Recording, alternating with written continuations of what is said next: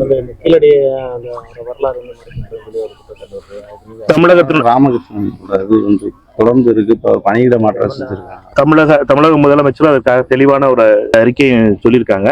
ரொம்ப முக்கியமானது வந்து கலாச்சாரத்துறை அமைச்சர் திரு ஷெகாவத் அவர்களுடைய வியப்புக்குரிய பதில்கள், அவருடைய நிலை, தமிழர்களுடைய வரலாறை இவர்கள் அழிக்க வேண்டும், தமிழர்களுடைய வரலாற்றை உண்மைகளை வெளியிலே வரவிடக்கூடாது என்பதற்காக தொடர்ந்து பாஜக RSS ஆட்சி சதி செய்கிறது என்பதற்கு எடுத்துக்காட்டு தான் கீழடி உண்மைகளை வெளியில் கொண்டு வந்த திரு ராமகிருஷ்ணன் அவர்களை தண்டிப்பதாக.